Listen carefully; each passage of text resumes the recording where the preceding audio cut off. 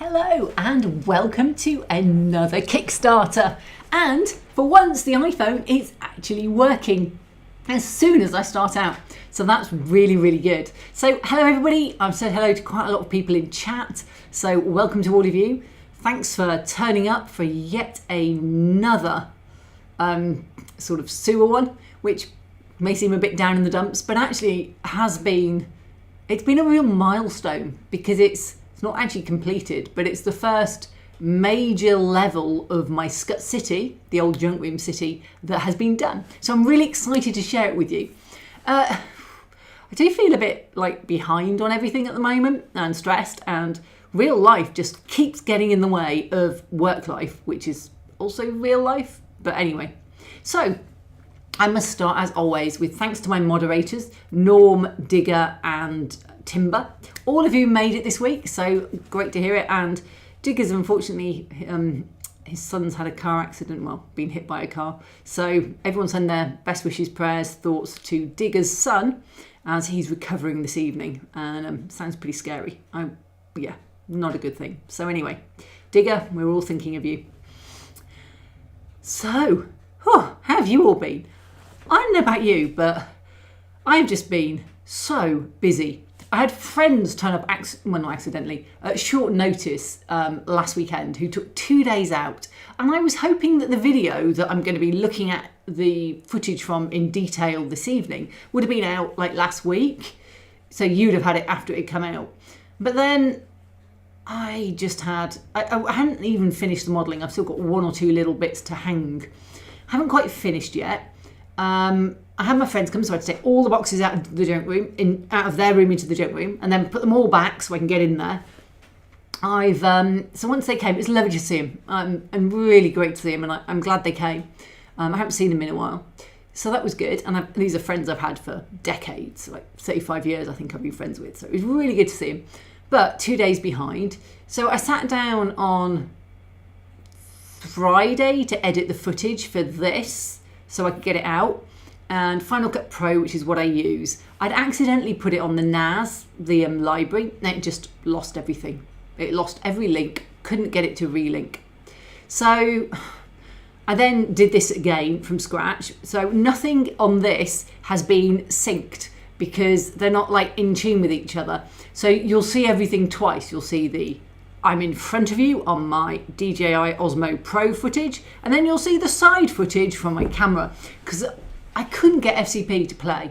It was sitting there, and I went to take the hand turning the camera off, like this giant thing in screen, like doing this when you're there. And could I get it to show the picture? It would just freeze. And you'd be like, yeah, but my thing's over here. You're looking at this from the front, and I'm on a video that's looking from the side. It took me, I won't tell you how long. And then today I sat down to start editing the video that I'm now behind on and need to get out. And FCP, Final Cut Pro, just threw a wobbly. It would not work. It would not work. It would not work. In the end, I deleted its corrupt preferences, perhaps. I don't know. Anyway, I deleted its preferences. Didn't work. Restarted everything from scratch, everything down, restarted again, and it magically worked. So I actually managed to get loads of editing. So I finished the day on a high. Having been away yesterday, I got this out for 9:30 to spend hours rendering. So yeah, it's been a bit of I went to Essex this weekend to pick my dad up. He lives down in Essex. So picked him up, was in Essex this morning, came back and spent the afternoon editing. So really happy that Final Cut Pro finally decided to work. Hallelujah. And I'm now here with all you guys. So really good. So there we go. Right. So everyone's sending their love to Digger. And Norm says, it's all good, Kathy. No worries. So cool. So I am here to talk to you today about the sewers. Now, if you've been following my channel for any amount of time, you'll know exactly what I'm talking about. But if you haven't, I will just do a quick rundown on where I am. I've been doing the sewer district, and I picked the sewer district because this isn't a great time of year to run a Kickstarter, but I need another one in before the end of my financial year at the end of March. So I'm running it in February, March, which isn't a great time. It's still a bit limp after Christmas. just starting to pick up. Maybe a month later it would do better, but I never expected this one to be really big appeal. Even though I think sewers are great and dungeons, everybody lives in dungeons, these are very much a sci-fi sewer. They're very much more something you might see, you know, if you're running down through Star Wars than if you're running in a fantasy environment. So, you know, you go from fantasy to sci-fi, not as many people interested in tabletop games in it. So I never thought it'd be that big. I haven't got any figures in it really, but I wanted them for me, so I did them, and it's been out. The Kickstarter's got 4 or 5 days left. It's just gone by 4K. So it's literally just managed to creep over. I haven't done the next stretch goal yet because I'm not sure it will get to 5K, but it'd be great if we could. It's alien turtles, and everybody seems to want turtles for some reason for their sewers. So we'll be having alien turtles if we get to the next stretch goal. So I need to explain what Skutt City is. Junk Room City started out yonks ago, last year, as a place to put all of my Kickstarters when I was trying to find a home for them. So it's a shelving unit at heart, but it's styled as a sci-fi city. So it is a sci-fi city starting in the bottom. It's on the moon Rao Scutta, which it was a city moon orbiting Severna Prime, which is where you'll see Severna in a lot of my naming. So it's all in the Severna space system, star system. And Rao Scutta started off very, stable moon. Started off as a place because they put some taxes on Severna Prime to do with terraforming. So as a result, everybody went up to this moon instead, and it built up as a major trading post and got bigger and bigger. And over the years, they built more and more layers around this moon. And now it's not that stable at its core. So there's loads of lava flows through its actual core. But there's so much city on top that nobody really knows that's happening. But they do use it to power the city, which I still haven't done yet. So, lava at the bottom, which came from my Coryx the Lava Moon Kickstarter. And then a series of shelves with either existing Kickstarters or future Kickstarters. I'm going to do Grid Forge by Second Dynasty. Excellent system for putting tiles in if you want to do RPG style things where you bring them up and swap them out a lot. RPG tiles. And so I can get the base of it with a backdrop to hide all the curtains and stuff, and then a ceiling to put lighting in because they're not well lit in any of the shelves. And that is effectively what's going to happen. There's going to be a floor that's 3D printed, sides that are more like a backdrop than walls that are 3D printed, and then a ceiling that's 3D printed with light strips in. The sewer district is a little bit different. It doesn't have the Grid Forge floor, though when you see it up on the floor in my workshop in a minute, you'll see there's actually a lot of the Grid Forge floor for me to work out where it fits. And it's sewers. I did do a whole video on painting, and my last live stream was all about painting grunge. This live stream is majoring on, how to tell a story with your dioramas or tabletops, and how to put lighting on. So that's what it's all going to be about. So let's just go and have a look at chat, which does seem quite quiet actually. So Carla says, hi all, printing Caddow Temple, very nice. Lighting the columns with twinkle lights looks amazing. Oh, superb. I've got that to slot in to one of my levels. And one of the things I'll talk about when we're looking at the video is that I do want it to fit into a cavern so it looks like it's not really visible. So I need to work out how to do that. But anyway, welcome to chat. And I can see a few people saying, yay, turtles and TMNTs, Teenage Mutant Ninja Tortoises. Yeah. There'll be Teenage Mutant Ninja Space Turtles. There we go. Trying to think whether I didn't put the link. If you're interested in the Kickstarter, if you want any of these models, the link is in the description down below, so you can go after this is finished and click in the description and it will be there and it will take you to the Kickstarter, which, as I said, has got a few days left.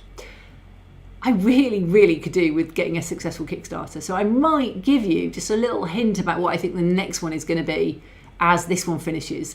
So I'm actually going to go and play the movie now. Oh, here we go. here's me.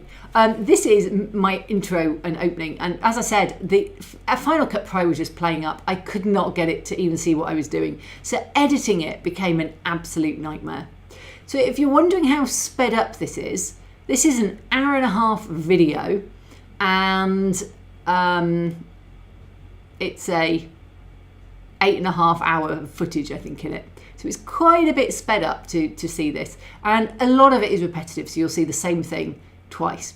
But you can see here I've got two grid forge bases. They're the grey sort of grids on the bottom, and I've used those. One's a full 3 foot, and there's a hole down the middle of all of my shelves. 2 reasons for that. One, you can't physically reach the back of a 4-foot shelf. I couldn't even install them easily, and this hole allows me to step in. I have to take the lava out obviously, but it allows me to step in and be able to reach at the back.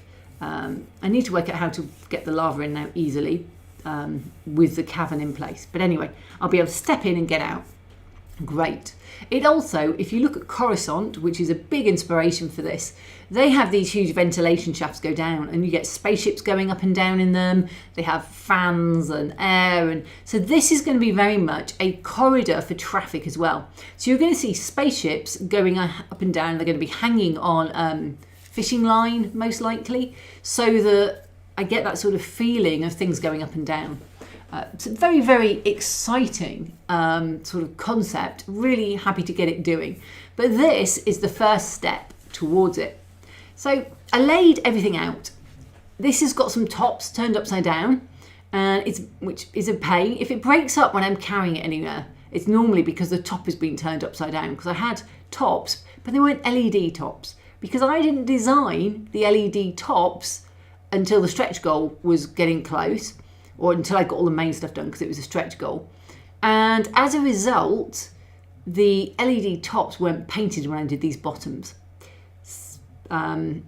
What it needs then is I actually had to go and paint everything again, plus some extra bases. So everything that I painted in the last video practically got a second amount's worth when it comes to the sewers. They're a bit simpler. I did a few missing water ones, but it was mostly a bit simpler. It's the same thing. It's the same grunge sploshed on with a bit of rust texture over where the lighting is, because I presume that it will be some kind of rusty metal that's corroded with time. So these sewers basically are filling a 3 foot by 3 foot shelf with the hole out the middle. But there's also, if you look at the left hand side of the picture, 2 trash compactors, 3 ventilation sets of ducts will go in there, 1 scrap corridor, which is down at the bottom, and then next to it, that's actually the lighting right next to it. It's not installed yet, it's the lighting holders. But next to that will be a service tunnel that isn't even painted at this point in time. I'd sprayed it white and that was it.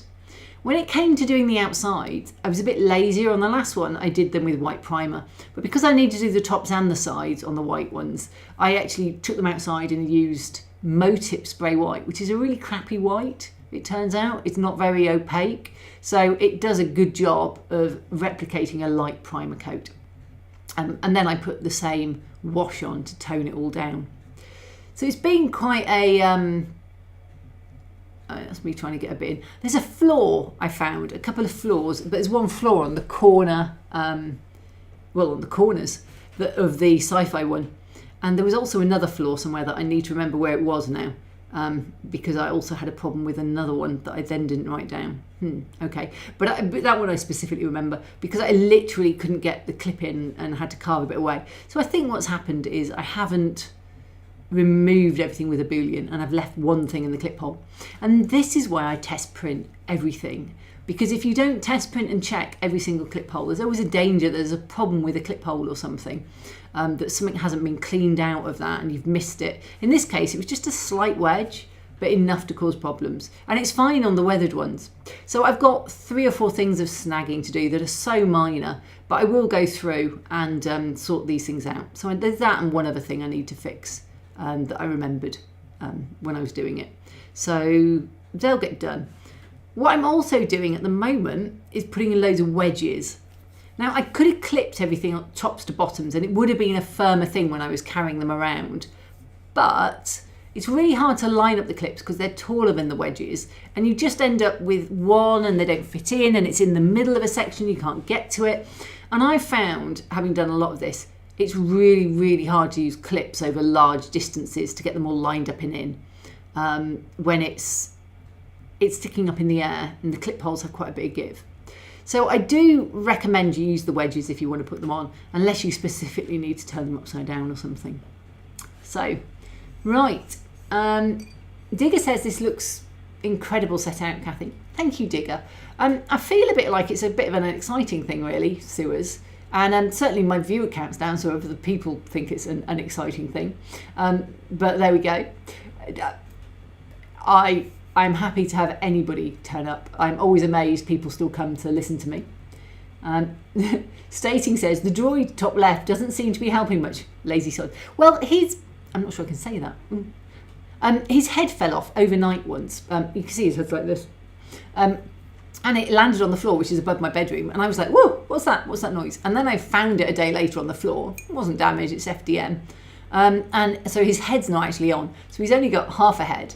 And nothing is tight or glued together because I need to take it all apart to do quite a lot of filling and sanding.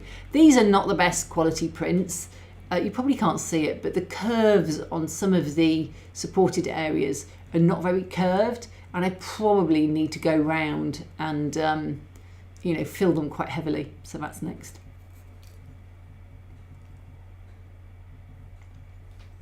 We've already seen this from the other view, so this is a repetition. And I would have fixed all this if it weren't for the fact it had lost. So it lost it once, and it was going so slow I couldn't even see it the second time. But because I had to re-import it, I lost a day re-importing it because it transcribes it into proxy media. And actually what I discovered was I'd flicked it so it was still using the media on my NAS every time I went in to look at it. So that meant it was trying to do over the internet to pull down 4K video, and it just wasn't working. But I've got all this proxy video on a hard drive attached to my computer for it to be quicker. It wasn't using it. And it was eventually, that's what took me 3 or 4 reboots to get it to use the proxy media, which was good. Doug says, hi Doug, curves that look like topography lines on a map, very familiar. Yeah. I don't think it looks the most exciting thing, and I can see why, a lot of people are like, not that excited about sewers. But actually, I really like how it looks. I had this real desire to have a 3 foot long sewer that you could look down and see. And I was going to put mirrors at the bottom. You can see in most of them, I've either got curves or it goes into nothingness. Now I need to decide what's going behind them, and I'll probably fit it in from the level above because I can, when I pull the lava out, the access from the level above will be fine. And I haven't quite decided what I want to put on those ends. The 3 at this side that are all just single tubes going down are probably the most obvious. So anyway, ideas, guys.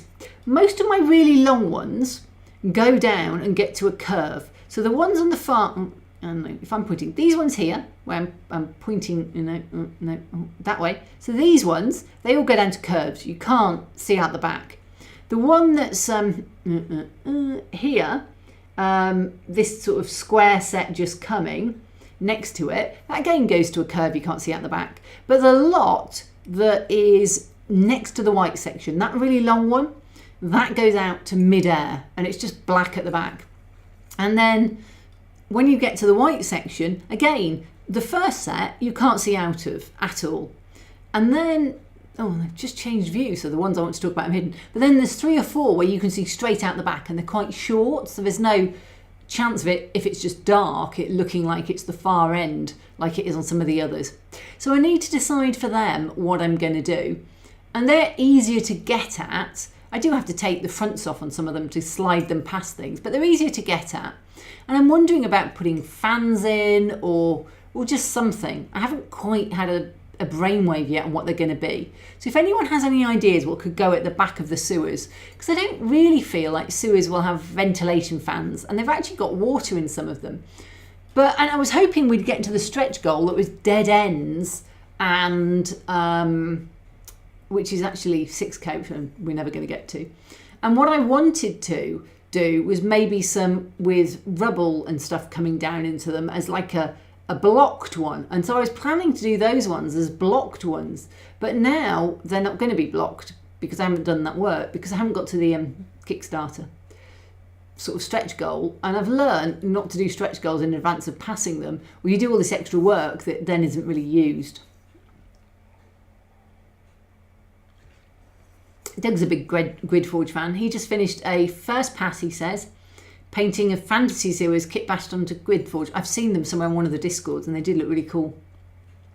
Stating, closed off with an iris pressure door and flashing red light. That could be interesting. I want it to be something I can just insert into the back. And I do have ones that have lines and whatever, but obviously I've not printed them and I'm past wanting to print and paint any more of these. So I can do something that will just clip in at the back and hide something. Hi, Lintree Town Trains and Models. Lyndon, hiya, welcome along. Nice to have you here. I can't quite decide if I like this drink. I bought this lemon and ginger fermented drink just for an afternoon instead of something. And I just want to fancy the lemon and ginger. And this is the blackcurrant and ginger version, which tastes like exactly like the lemon and ginger version. Anyway, it's interesting. I don't dislike it, just don't really like it much. Anyway, so Lyndon obviously knows Digger because he's asking after his son. And there we go. Right, so one of the problems I hit with this, if I'm honest, is it's too big. I do make things too big and then think afterwards, how am I going to get it in the space? If you look at the length of that, it's 3 foot long, actually probably slightly longer because it's sticking out the back and it's sticking out the front. It's really hard to maneuver that, A, up and down stairs, B, it is clipped together and the bottom is quite robust, but the tops are only done with the mini clips because they don't have the extra insert that allows a full-size open lock to go in. And mini clips will unclip much more easily if there's any pressure on them. They just haven't got the strength of an open lock clip. And the idea is they're sat on the bases, so it's not a problem. But I did all this and then I wanted to take photos of these for our RPG sessions because I'm currently GMing. I've done 2 sessions. And Doug has been very, very helpful. He's one of my guys. And I haven't actually seen Tig on, but he's also one of my guys. And Tim, who is on. And, you know, they've been great. But I wanted photos of this so we can put maps up of sewers, should we ever go to sewers in Skutt City on our RPG session, which, as I'm GMing, I'm pretty sure we will go there. No surprise to anybody. So I'm looking forward to being able to have these sewers in an actual game and use them. And although they may not be the models because we're playing online, all this modelling won't be lost because people will be able to play and use them. But I haven't squared them up and sorted them out yet to show everybody. It's on the list for tomorrow. Hi, Erin Villiard. Nice to have you. Jay says, I love the channel. Thank you, Jay. It's always good to hear that because at the moment, YouTube's either clearing out or people are unsubscribing because my subscriber count went down 100 this month. And I was like, ooh, it's going down. I'm at 95k and have been for quite a while now. I want my 100k plaque and it's going down. So Doug says, sewer ends, pumping stations drop. I actually want to do on the level above the white level. We'll see Skutt City at the end because I have actually got footage of it going in there, which I couldn't see and I had to output it because I had to go down to Essex. So I don't know how much you can see. I suspect it's mostly my back you see when I'm installing this because I couldn't work out where to get the camera. So it's probably on the wrong side of me all the time and all you'll see is my arm and back, and I apologise for that now. If Final Cut Pro hadn't been playing up, I'd have edited out my back or even just deleted those, but I couldn't even get it to show me the videos. It's ridiculous. So anyway, I am planning to have the level above as a the reactor plant or the plasma plant or something, or you know, just something like that when it will have power and water. I wanted to do it in this, but it was going to make the Kickstarter too big. So all of the equipment that you might expect for power, light, utilities, But I've got to work out a catchy kind of Star Wars-esque. So it might be the plasma generator or something, you know, which is a fallback to, you know, Theed. But it isn't going to look like that, so I don't want to make people think it's wrong. Anyway, so here we go. But I think that is a good answer. Shergel says, however, I'm not helpful lately. Oh, you're always helpful, Shergel. Always. Tim says, I look forward to the Skutt City session. Tim, why do you think it's just one? But anyway, welcome to chat. So Jay says, Unu. Here we go. John says, I think my earlier message got lost in the flow. I'm so sorry if I missed you, John. So I'm calling you Tig because that's what you're called on Discord, but you're John here. I'm really sorry. Nobody will know who you are. So yeah, John, so all my RPG guys are here. This is cool. And you are going to be playing on this at some point with the monsters and the sewer rats and the getting past the deadly whizzing fans and all of the other things. You can get crushed in the trash compactors as well if you're not careful, which incidentally I haven't lit yet at all. I need to think. I know what I'm going to use to do them, but I just need to think what I'm going to attach it to, if not just the ceiling of the one above. So Jay says, I'm starting a small railway. Any tips? Oh, that's a question. So I think small railways are a great place to start because you can finish a small railway. So my tips are, don't get too carried away with buying too much stuff, because it's not going to fit on a small railway anyway. And I always buy too much stuff. So that's a personal tip, probably more. So I would say make sure your track has a really good bed so it runs well, because there's nothing more frustrating than something not running, especially when it's a railway. Once you've got your track sorted and it's running really well, then, you know, then start on the scenery. And scenery, you know, is, I've written a book on it actually. I've written a whole book on doing railway scenery, if you want to get it. And I would say scenery is the bit I love most. So I think for small railway, pick small prototypes, pick something that's achievable.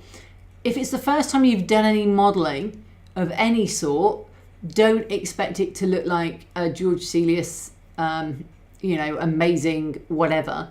Don't worry, it's your first one. Your next one will be better.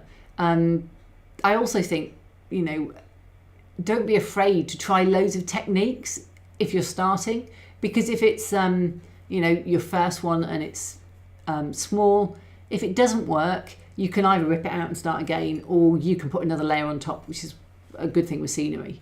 So just go for it and have fun. That's my biggest tip. Enjoy it. Post loads of pictures online and get feedback and look at it all with a bit of a pinch of salt, because some of it will be good and some of it will be bad. Find some modelers you really respect, perhaps, and get their views. Tim, who's on here, Tim W, does an awful lot of small layouts, and he's always a really good person to ask questions of. So yeah, find that group. Norm says, End It Sewer should have a snap-on huge monster mouth. Oh, I like it. A la June worm with razor teeth. Oh, I like it. I like it a lot. And you'll be able to see it there. It'll have enough light that you'll be able to see it. Oh, nice. So Aaronville, hey Kathy, what and how many levels have you done so far? So you will see when I install it, this is the exciting first level that's had most of its buildings in. What I've done is plonk, and it is a plonk my Kickstarter's buildings out of crates onto it as almost like storage shelves for now. But this is the first level that's starting to look finished, and it isn't finished. There'll be a future Kickstarter when I look at doing the cavern base that goes around it. It's a bit rocky at this end. It's the divide between the cavern around the lava, which is at the bottom of the city, coming up into the start of the city. So you're starting to get the foundations of the city as well coming down. So it's a mix of foundations and yeah. So I haven't finished this level, but it's the first to be completed. And the rest of them, well, it took me 2 months last year just to get the frame put together. John came and helped move it all around because it's so heavy, you know, really just getting going. So you'll see it quite a lot. This is probably in some ways a very different level to the rest, because it is very much a sewer level.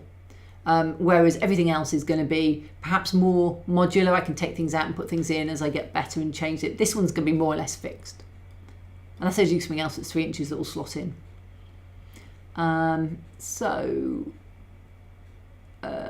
Jay, lots of great YouTube videos on small railways. Very true.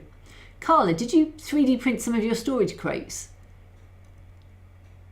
No, I don't think I've 3D printed any storage crates. The one behind me is oh yeah, so pointing in the picture, it's that way.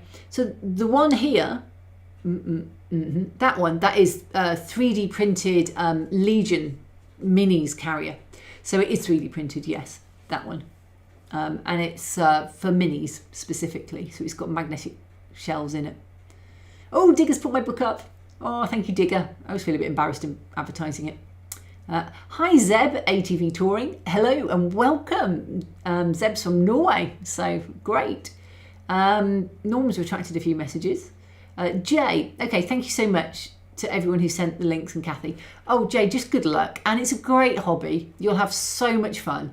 Don't be afraid to ask questions. And there's some great forums and groups you can get on as well, where people will be happy to help with any question that you have. So, Carl says, wow, this is massive and impressive.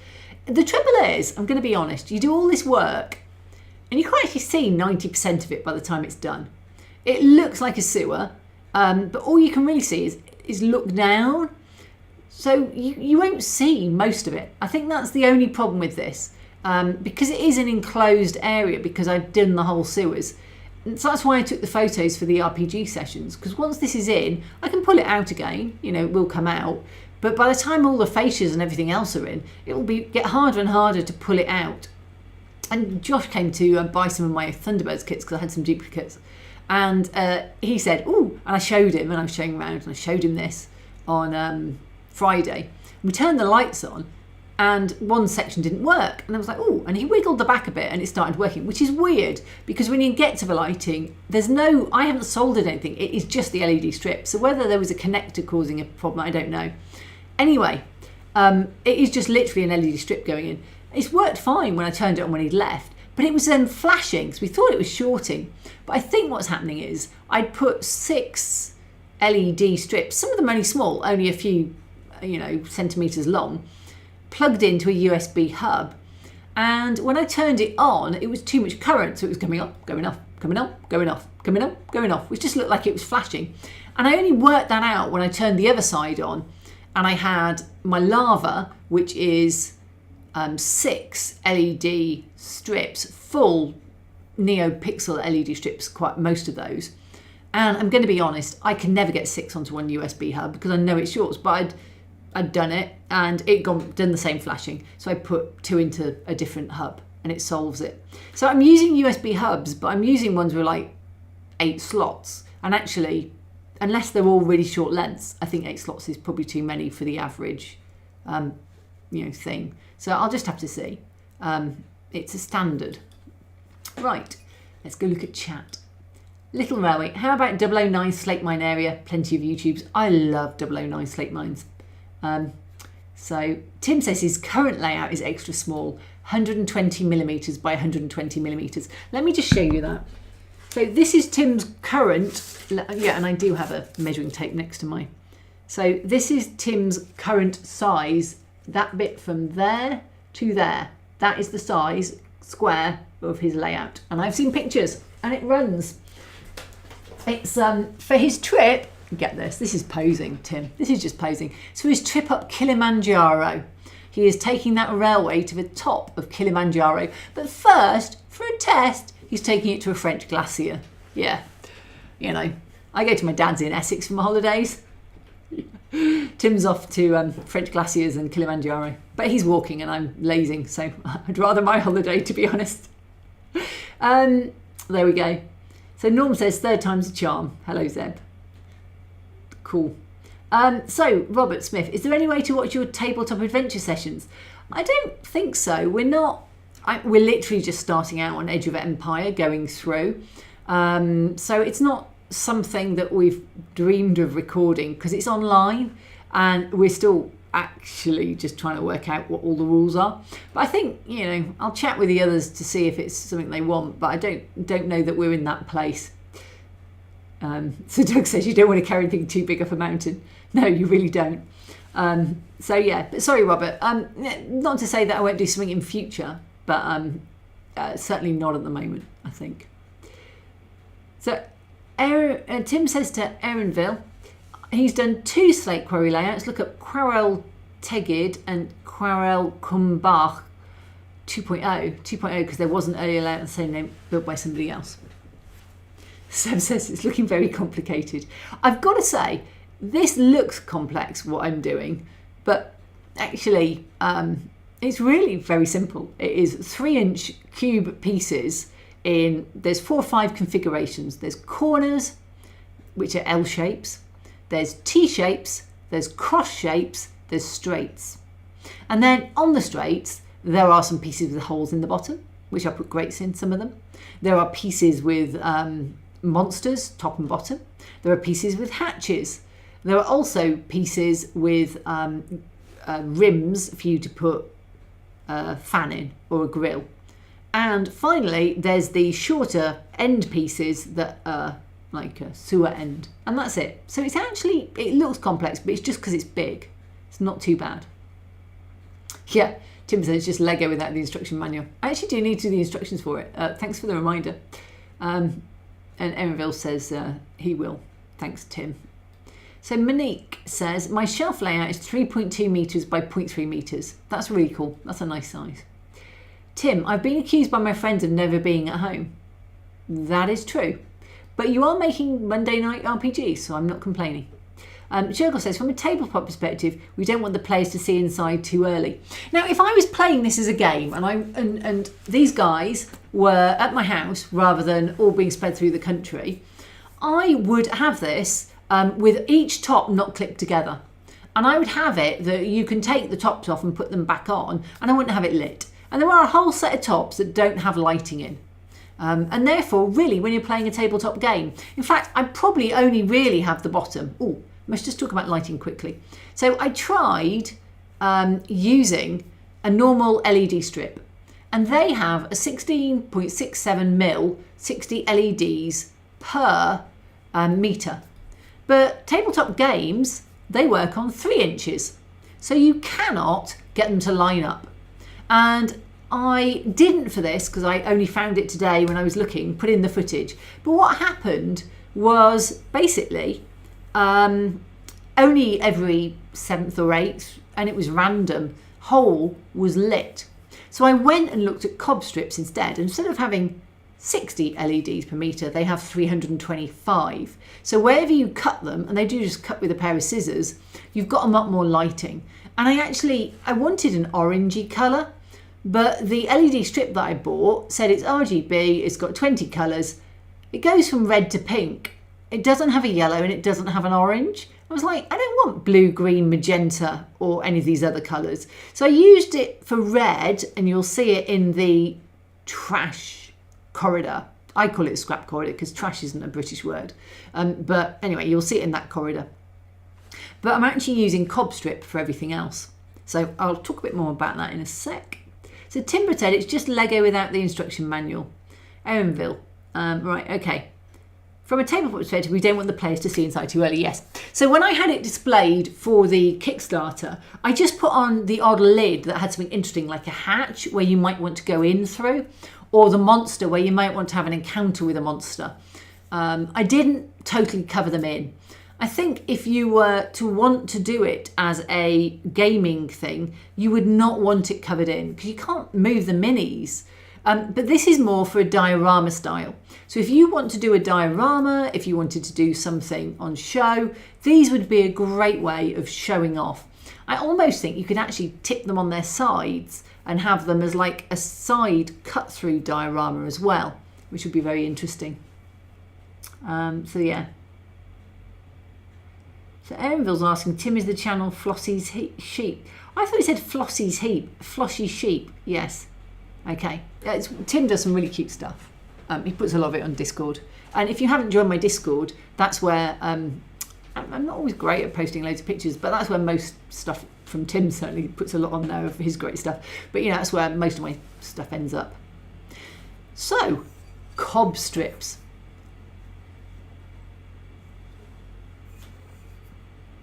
Still not sure about the... I think it's partly fermented.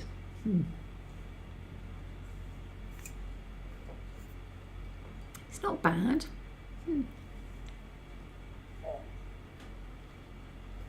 It's just got loads of bits at the bottom.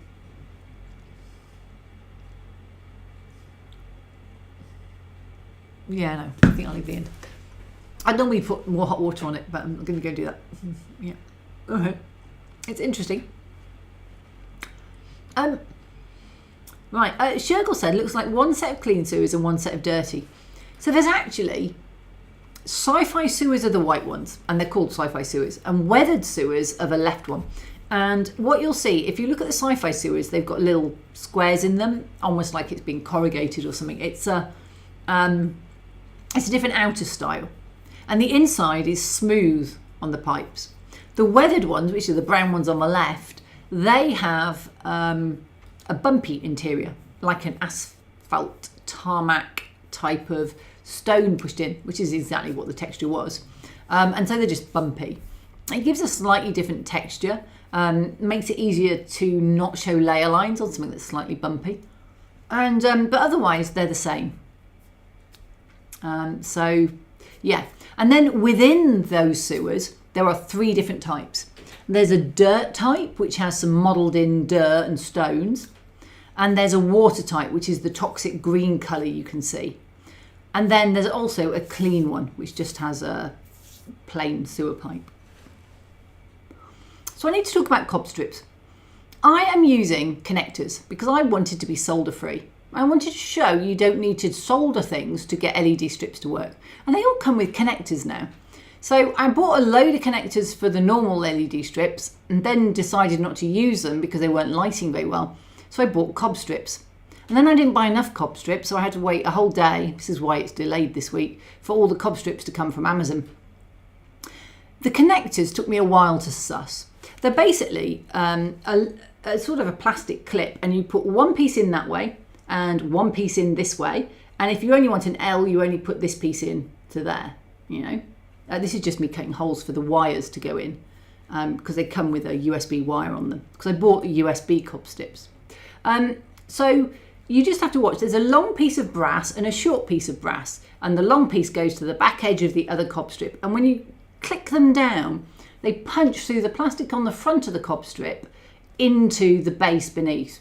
Now I found sometimes they needed the backing taking off to help them click properly. Just a little bit of thickness, I guess. And if you had them over the copper tabs, which you can see are quite prevalent here, they're every 12.5 mil. If you had them over the copper tab, they didn't really seem to punch through those, and those are where you're supposed to cut and solder them if you want to. So it was a bit of sort of play, but once they're in, they seem really firm and robust. I did put the entire first set in with the polarity the wrong way around and put the plus to minus and minus to plus, because I got confused because they're actually all done upside down, so the cob strips pointing down, and as a result it's easy to get confused because they're pointing down. So on all of these, the white one has 2 feeds from the back, the far side brown one has 2 feeds from the back, and then the near side brown one has 2 feeds. So there's actually 6 LED feeds into all of these, and then you can see there's some separate little ones. There's actually 4 separate little ones just down here at the near edge, right at the bottom of your screen. And those I had to do slightly differently. They're open at the back, and I didn't have enough USBs at this point because I used 6 cob strips, and I've still got some cob tape. So I bought connectors that you can just click onto them and then put wires on, click on the wires, and it's done. And I bought USB wires. You can buy USB things, they're about this long, with a wire sticking out. So you can just wire them in. And it took 2 minutes to do. It was so simple.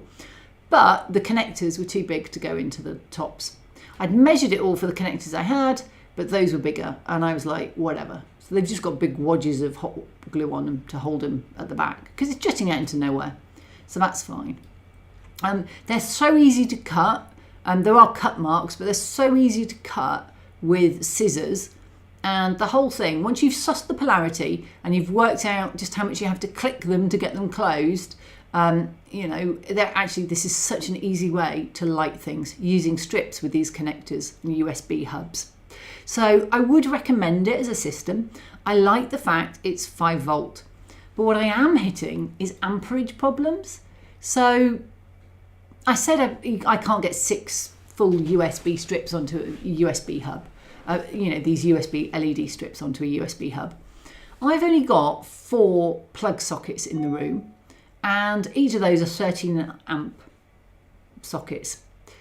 I've got extension cables off them, which, and I think each USB hub can probably manage about 2 amps. But if I'm doing LEDs and I'm doing loads and loads and loads of LEDs, it is not going to be long before I wonder whether I'm actually going to hit the 13 amps on each of those plug sockets. Because if I'm overloading just off one level, and this is one of the more heavily lit levels perhaps, because the lighting's very contained within the, you know, the sort of tunnel, so it doesn't spill far.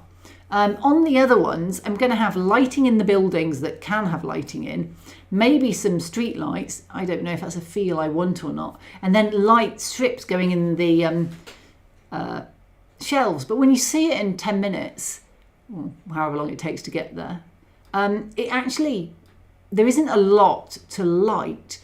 The most of it comes down to giant LED panels for offices that come straight down the middle of the shelf. So the front is very, very strongly lit, and then the backs are quite dark. And the bottoms are going to be quite dark and dingy. I want it to get, and it's more yellowy light at the bottom, and it gets brighter and whiter and more clearly lit as we get to the top. But I am still worried, because I'm worried about the 13 amps on the 4 plugs that I have, because I also have one plug that's just dedicated to all my NAS, and internet comes in there, because this used to be my office room at one point. So NAS, internet, all of that is there, and that's taken a socket. So I've actually only got 3 sockets for this. I have a storage display unit behind me of Skutt City that I also want to put some, I've got LED dioramas there that I also wanted to put on. And at the moment, my USB hubs are hanging in midair. So I think what I'm going to do is, I've got some magnets, and I think what I'm going to do, and they're just like peel off magnets, or, you know, fridge magnets or something. Anyway, I think what I'm going to do is 5-minute epoxy those onto the back of the USB hubs, so the USB hubs can magnetically attach themselves to the frame, which is steel, and so they won't have to hang off the wires. That's the idea anyway. Anyway, let's have a look. So Zeb says, my layout room is 8.5 metres by 4.5 metres, and when I started that out I thought, brilliant. Now after 3 years I've decided to limit the area to only 4 metres by 4 metres. Love your weathering videos. Thank you. And the reason I tore my layout was I love designing stuff, hence I now design 3D prints, more than I love building the same thing for the 5th time. And that was the problem with a big layout. Once you've done so much, you're just doing the same again. So I would always recommend small layouts or modular layouts where people build a bit and then move on and perhaps do something slightly different, so they don't get too bored of it. So I think you're very wise to limit it. Monique says, have a look at my shelf layout build videos if you want to see small layout building process, mostly built since January. Oh yeah, Monique does, she's doing a nice spillway at the moment, which looks really cool. So yeah. Oh, Mystic's arrived.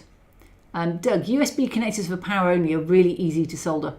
Yeah, I know. I just wanted to do this solder free to show people that they could. I'm probably going to, I've got a load of leads where the end goes, and I tend to throw them out, but you know, as lightning connectors get phased off, I'll have USBs hanging around, so I'll probably end up cutting existing leads just so I can, you know, put this in. My biggest problem at the moment is just getting them long enough, so that's what I need to work on. I might need to extend the power cables on some of the hubs to get them further around. So there we go. Doug says 2 amp at 5 volt, you've got plenty of capacity from your 4 times 13 amp at 240 volts. I'm glad. I'm a little bit confused more about the current. I'll work on developing you a more suitable power supply. Thank you, Doug. I would appreciate that. I feel that electricity is a bit of a dark art, and this is only one level, and I'm already, you know, on 3 USB hubs to do this. Because there's a lot of strips, I don't think there'll be as many strips, but each strip going from front to back on my layout is effectively 1 meter long, and each of the USBs come at about 2 meters normally. So yeah. Okay, so everybody's saying hello to Mystic. Nice to see you. Best any of us can hope for is still kicking. That's true. I do have a few little ideas about lighting the trash compactors, but I have these left over from my model railroad days. Plug and play system by Woodland Scenics that has sort of sticky lights that you just stick places and you put in buildings, and then you plug them into this system. And I've got all these bits for it and all these LEDs and loads of bits. So I'm thinking that they're going to come out and be used, maybe not on this level, maybe for the trash compactors, who knows, but they're going to come out and be used. So there we go. Oh, Mystic says, hi Kathy, interesting work you're doing. Thank you. On another note, when I start putting this in, and you will see it go in eventually into the sort of downstairs Skutt City. When I put this in, I've still got the sides to do and the backdrops to do, and I've still got to decide what's going on with things. But there's not a lot of space. And what I found was I couldn't get I mentioned this to my patrons on one of my Patreon exclusive videos, or channel member exclusive as well. And I tried to put in my sewer and it wouldn't actually fit on the left-hand side on one of them. Now, when I designed all this, I measured everything before I built the frame, got the wood all cut, and I think the wood is slightly skewed. So what I'm finding is that it's not actually sitting that far onto the clips, because it might have to butt up with another shelf. So there's not a lot of leeway because they would butt up. And I wish I just added another 10 millimeters onto the cuts, because actually I've staggered 90% of them. There's only 1 or 2 that aren't staggered. But where I had these clips, one of them hadn't quite gone home, so everything was too high. And the plywood shelves are warped, because plywood warps, and so it's actually above the shelf. And the shelf wasn't holding it down enough. Now, I've got the sewer in there, and the screw fell out because it wasn't the shelf hasn't come far enough over the hole for the clip that it sits on, for the sort of clip into the frame, that's the mount, that I can actually get the screw in, and the screw's made a bit of a hole. So now I've got the shelf above that isn't actually clipped down above it. And eventually when I put all the shelf stuff on there, I'll probably put in a 3D print or something that holds it down. Because I've got a number of things I need to sort conceptually yet on how it's going to work. So there we go. But yeah, I struggled. So I spent a lot of time with the threaded rods at the front, that you'll also see in a minute, trying to get everything level. So I could actually even get the sewer to fit. But it's given me a bit of a sort of thought that the shelves, although they're on 5 centimetre increments, so you know they should all metrically fit, they're not quite as even as you think because of the plywood. Ed says, oh, hi Ed, I didn't notice you sneak in. Sorry, there you are, evening. I missed you, there we go.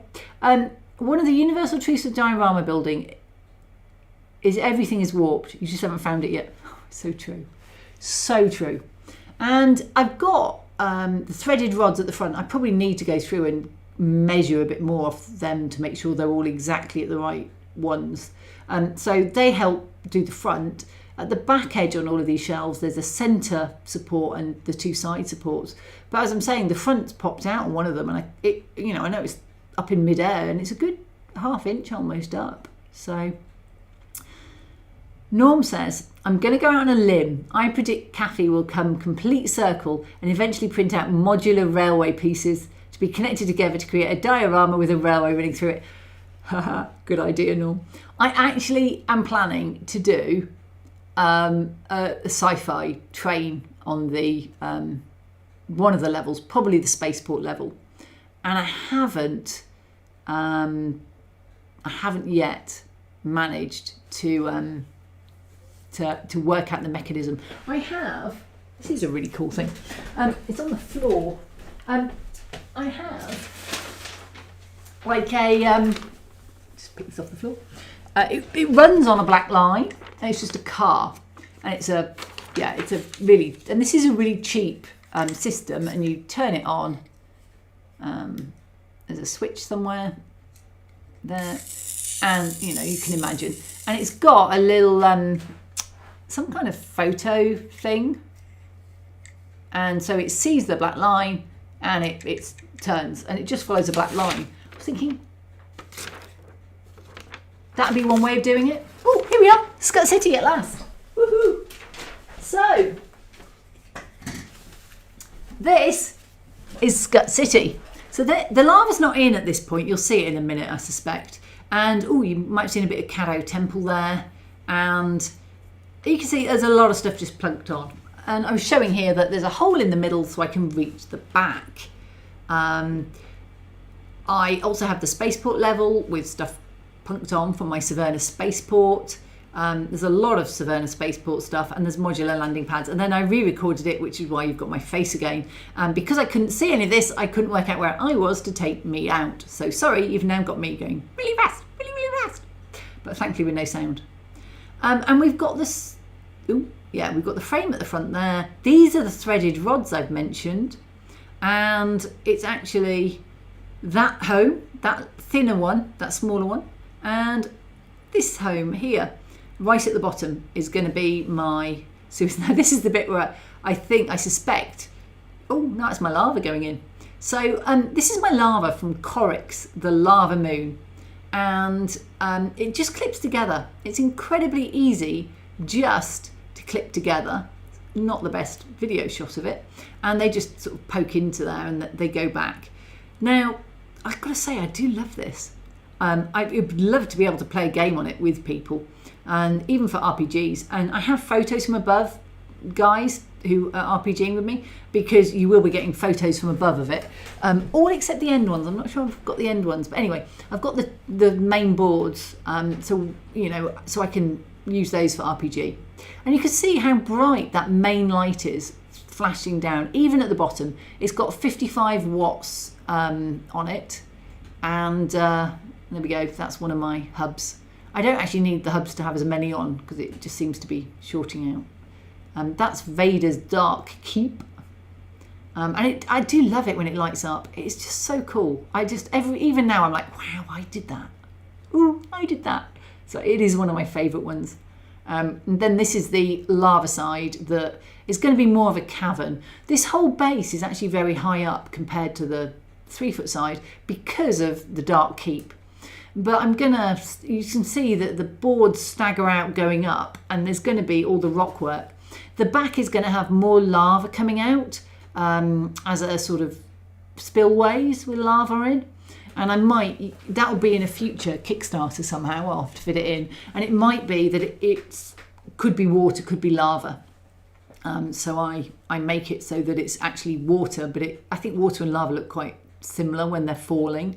Well, my modelling skill says they are. And that's all that lit up. There we go. And there's a gap between them for the frame that I'm going to have to fill in as well, which is going to probably be the start of the factory. So there may be some kind of wall there or something. But yeah, it's really cool. And then I need to put the backdrop behind all that to hide the wall, which is white. And now we're back upstairs again with me talking. Ooh, look at that face. I don't even know what I'm talking about. Well, I haven't edited that far in the video. So I now had the problem that I wanted all of these off to take the RPG base photo so we could play off it. And taking them apart, they kept falling apart. It was a nightmare. And I wanted to put them onto something So I went and got the spare shelves, actually an offcut in the end, but the spare shelves for the downstairs still, because I haven't cut them for the third column, and I put them on some plywood shelves because they're 3 foot long. But it was too big, that actually ended up too big to fit in the hole. So although I put this one on it and slid it across, which was a nightmare, may I say, and most of it came apart, as you can see. The bottom's much more robust because it's got the open lock clips, but these have just got the mini clips. But you can see me desperately trying to work out how to do it. It was awful. It was just awful. But one side, and there's like things in there like monsters, so you can't just shove it along. So that didn't work. And this may not go into the main video. But anyway, this was a nightmare. Because I need to get the top and today a photo effectively, and also put all the inserts in. So I did this. I eventually ended up with one which was much narrower, which was, some of them hung off the side, but at least it meant that I could get it downstairs easily and into the hole. So yeah, you can see. And surprisingly, all of the lights and the connectors survived being manhandled like this. Okay, so Doug says 13 amps times 240 volts equals 31,000 watts. At 5 volts, that's 620 amps, or about 310 strips of lighting. Ooh! Thank you, Doug. That sounds exciting. I may get to 610 strips, but let's hope not. A sci-fi train. Yes, says Norm. Yeah. Yeah, I'm really looking, but it wouldn't be. I have to say, and this is where I'm thinking, I am not sure about, I'm definitely going to do one. I'm not sure about the mechanism. I'm in loads of different minds about a mechanism because I want it to be a hanging monorail.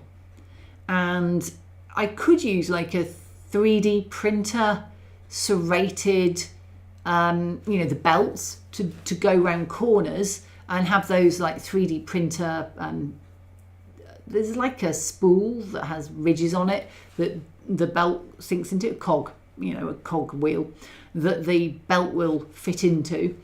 So I could use that and have it hanging beneath that somehow. And then it's not a worry about the floor. It just has to go through the buildings, but in midair. And it would just go in a loop, a sort of convoluted loop.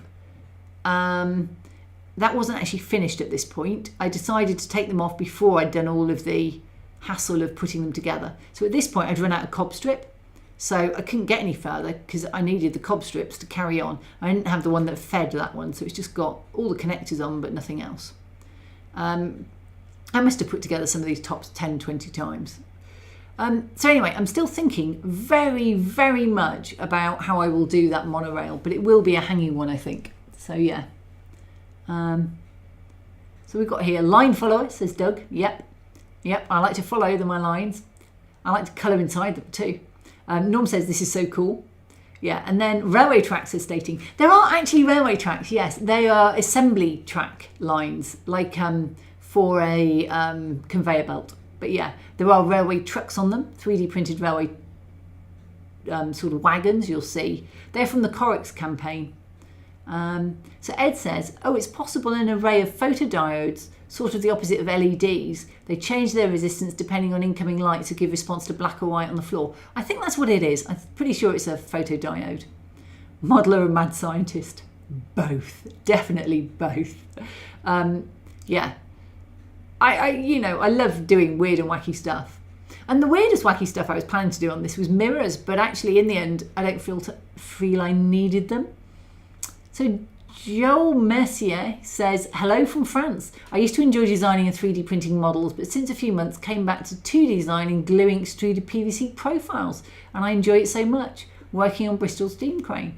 That's brilliant. And I do think, I actually like 2D design too, but I can see why it appeals. I think it's a really, it's a cool thing. So anyway, welcome Joel. Upside down chain drive, says Norm. I think so. I think that's where I am at the moment. Monsville, note to self, build it on a shelf or board next time. Yeah. My problem with this is I wanted to put it over the base to make sure I had it all put together right. And oh wow, yeah, that doesn't look fun. Yeah. So yeah, that's probably not going in the main one. A different take on splitting wood. Yeah. Oh, well. Yeah. The good news is these are fairly robust strips. And the clips just clip in around. I am, as a note to those people who know Second Dynasty, I must plug Ben's Second Dynasty backer kit, which I forgot to get the link for. He's doing a backer kit for the Aesir fleet, AESIR fleet, with the Nidhogg, the Valkyria. He's got loads and loads of stunning spaceships. If you are doing RPG, you want to play in your spaceships and you like Expanse style look, this is the campaign for you. It does look absolutely stunning. And Ben, I mean, I've known him for quite a few years now. He's been a huge support to me. He's one of the reasons I'm doing what I do now is Ben's encouragement, and he's always happy to help. He's a great guy, and his designs, I mean, I thought they were great when he started, and they get better with every single thing he does. He's just really worth supporting. So anyway, that's my little plug.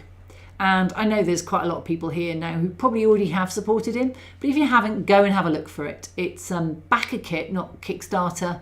It's slightly different, Aesir fleet, and I suspect he's only got a week or two left on it.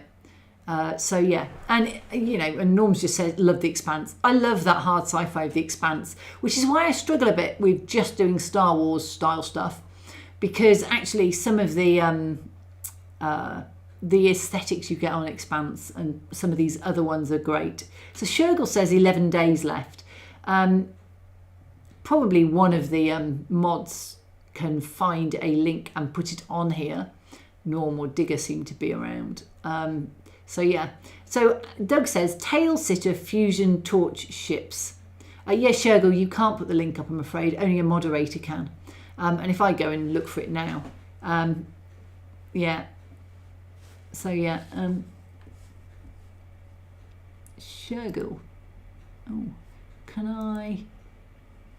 Hang on, Shergel. I'm not sure I can make you a mod now. Add as moderator.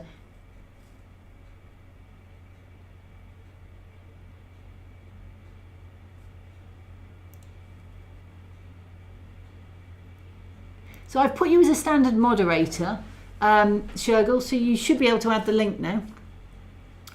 Let's see if that works. Haha, it did. Excellent. Great. Thanks. Okay, so go check that one out, and it's really cool. So I did these ones up on this desk here, so you get a very different view of them, and actually a closer view, which is one reason for doing it, because I'd put them on here to go and do them. And you can see that I was really struggling to click this home. Oh, great view of my hair. And one of the reasons is I'd left the backing on, or it's going through the copper bits, which it just won't go through. So there's a lot of fiddling back and forth. So Thorn says, sorry I'm late. Is your sewer system what you're working on? Yes, it is. So these are the sewer tops, and we're putting LED lights in using cob strips. USB 5-volt ones, and it's great because, you know, getting 5-volt power supplies, 5-volt, you know, you can just, it's just easier. And I also feel more comfortable that I can't, you know, kill myself with 5 volts probably. So there we go. And yes, it works. It does indeed. Thanks, Shergel. So these are the tops. I would say, well, that's actually a corner connector, that one there, just put down, which I only bought 4 of, and they came in a set. The connectors you buy, they are different for the 3 thing LEDs, 4 thing LEDs, because some of the LEDs strips have 3 copper pads between them. Some of them have 4 copper pads between them, and the cob strips are different again because they have to allow for the depth of the cob strip, which has that kind of yellow rubbery thing on it. So they have to allow for those. So you have to make sure you get the right connectors for the right type of LED strip that you have. Also, LED strips come in 8mm and 10mm. I've worked exclusively for 8mm. You can get a 10mm strip in here though. There's plenty of slack. So Shergel says it's not just the volts that kills you, it's the resisting current. That I guess is why you know, electric fences which are high current can be a bit dangerous.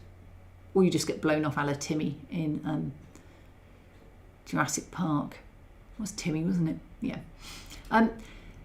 So on this one, I've got 2 meters coming off one USB strip, but on most of them, I've probably got 1.5 to 2 meters. And the original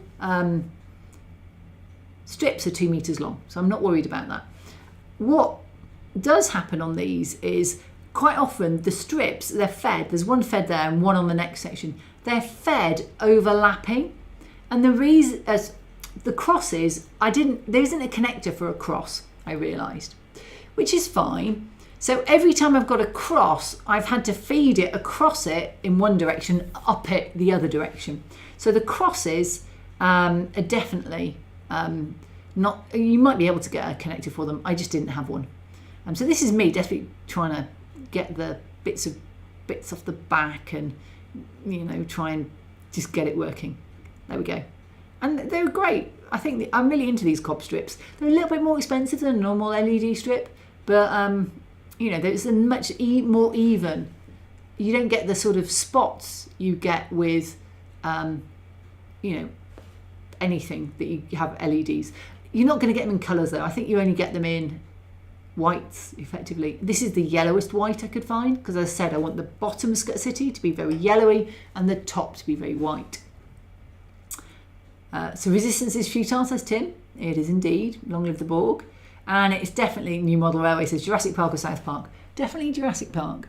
But, you know, those little South Park people get everywhere. What I haven't done yet, and it's something I need to do, all the creatures are in, and everything that by the end is encapsulated is in, but I haven't yet added the sort of scenes at the front. And they're not going to get done for the video because I just haven't. All of the scenes with people are going to be within the first few inches of the tunnels. There's a lot of tunnel mouths, and I don't need 5, 6, 3-foot length views. Some of them you can see a wrap part way down, which thankfully was still the right way up by the time I got it in there. But what I need to do is probably put in some figures. Over time, I might put some squatters in there, some homeless people. There's some, you know, just down and outs, maybe a sort of police lot going through there. But they're all going to have to be in the first few inches that I can get to. Unless it's something like the service tunnel, where I can probably pull it out because it's just resting on the shelf. And I could unplug it behind, if I can get to it eventually, and pull it out. And it will be able to pull it out and put figures in. So I do need to do figures. I do have a big mix of 28 and 35mm figures. So I'll need to keep those separate. But I might even put 28mm towards the back of a tunnel and 35mm towards the front. But there we go. Shergle, just have to figure out inductive power in the grid forge base, then you don't need to wire on top. That's very true. Yeah. Polite says 500 milliamps right through your heart just can kill you. I didn't know that. Ooh, that's quite scary. Well, don't let that out of your heart then. I think that's quite right, Ed. And Shergle says, search for Adafruit small inductive coil 10 wireless LEDs. I think I actually have some, Shergle. I do have some wireless LEDs. I remember Adafruit bringing them out and everyone getting very excited about them. But someone on the Great Model Railway Challenge had them. The guy who did all of the animation, oh, what is his name? Anyway, I've forgotten his name. Let's move on. He did them and he'd made them himself. And he never really got around to, he was going to sell them as a product because I said I'd love to have some. And he never really got around to selling them as a product. And then 2 years later, Adafruit brought theirs out. And I'm thinking, these have been around a while. My mate on the Great Model Railway Challenge already did them. And he had wireless LEDs on that were inductive. And I just think it's a really cool idea. Ben experimented with them for his Second Dynasty ships. And he said they work best vertically with the LED in a vertical plane, either up or down. Which meant where he wanted to use them, which was for the thrust at the back of his ship, it's at right angles. And he didn't feel they were as bright at right angles. So as a result, you know, he felt they were better for perhaps a different use case than that. Anyway. So, Thorn says, have you considered using mirrors inside to allow for greater viewing depth? I did, Thorn. It's actually one of the first things I thought about doing. But to be honest, I think the effect you get with 3 foot, and I showed it earlier in the live stream, all the ends that aren't going to have some kind of feature at the end that I haven't yet decided what it is, actually have curves at the end, so it goes around a curve. And to be honest, the effect you get with 3 foot I thought was fine. And someone last live stream mentioned the Nerd Forge 7.5 foot. They've done a 7.5 foot book nook which had mirrors in. And I was looking at it thinking, actually, I'm perfectly happy with just my 3 foot lengths. So I didn't eventually, I bought the mirrors, but I didn't do anything with them. And I can't put them on the back of the ones that are short because you just see you through it. But yeah, I need to maybe do something a little bit more. So these are the grills. Not every exit's got a grill. And I can easily pull off those front bits if I want to change the grills or put something behind them. They're very easy to pull off and they're all quite able to be got at. It's anything in the long sections that I can't get to, especially if you look at the one sort of in the middle of all that weathered stuff. You know, it's a massive amount sideways. I did want to put a strange light coming from the one that's there, that's kind of just open at the end because you can't see it. But actually I haven't. But I could just go around and stick a strange light there of a different colour, maybe just a bit of LED strip or something in a different colour, and it'll be fine because it'll be there. You know, just nobody will be able to see it. Yeah, Doug, I do agree. The cost of inductive for setup this size, yeah, wouldn't like to think about it. So, and someone asked about the mirrors. Yes, Nick Park, could be. He does nice stuff. Ed, I've seen that Nerdforge video as well. It's really impressive. You know, but having seen it, I thought about mirrors. Then I saw that, and then I actually thought, nah, I'm not going to do them. And it's really hard to get a view, and I forgot to put the view in here. When you see the finished video, the 8-minute video, I haven't done the finished views down it with a steadier camera. I tried it, and I only got it off the iPhone today, so it didn't make it into this. I won't be rendering this after all the problems I'd had. And it's like this with my hand, so it's not that great. Doug says, technically the induction coil needs to be at a right angle. The LED doesn't need to be aligned to the coil. I think it's that the LEDs and the coils and the PCB, when you buy them in these sets, all the induction coil is on a PCB and the LED sits on it. So I think, whatever it is, I didn't realise it had to be at a right angle. Anyway, they are aligned to the coil, the one, just because that's the way they've made them nice and small. So this is my service tunnel, and I didn't really video painting it. It's just more grunge washes, all with streaking grime, I think. Not streaking grime, streaking grime. It's the winter streaking grime or something. I think that's the greenier one. And it's still slightly tacky because it only just got done. So again, snipping out so I can get the wires in. And this is, it's got a back, so I put in that one the door you can see in the middle of that, sort of in front by the vent and the scrap corridor, and there's a door there from the scrap corridor, and this service tunnel is meant to go between a scrap corridor and a sewer, so you can just join them up, and because of that the sewers are, it's got a sewer connector. I did a doorway in the end which is on the front, which I designed so that I could get this particular piece to look interesting at the front, and then the back has the door in to hide it. So that's pretty cool. And that one has a T-junction that goes out into a vent, because that's why the vent's there. So it actually just comes out. Now these, I've got this lid, and they just have these bits that slide in, and there's a hole for the LEDs in them, and that's what I did for those. Much simpler. Yeah, Doug said that he was coming at the mindset of building the coil LED from parts, not for everyone. I guess not. I think because people have mentioned the Adafruit one. Yeah, they are, definitely. And I bought one. I have an inductive floating thing with LEDs back from 10 years earlier. I mean, inductive stuff, I took a toothbrush apart to see what it was like, you know, because that's inductive charging, which is really clever. So, you know, inductive stuff's been around a long time. What I'm seeing is that companies are trying to find more and more inventive things to sell. And so some of this stuff that, you know, I used to go and buy from some Chinese, like AliExpress or something, you know, or eBay when China sold a lot more on eBay. You know, and now you go look and you can't find those parts at all. So I don't know, but Adafruit have brought out something similar. So I did have to, that back is far too wobbly and the strips are falling out, so I did hot glue the backs on off camera. So there we go. I have to say I am impressed with this system. I would recommend it, and you know, you could easily solder it and save yourself some money.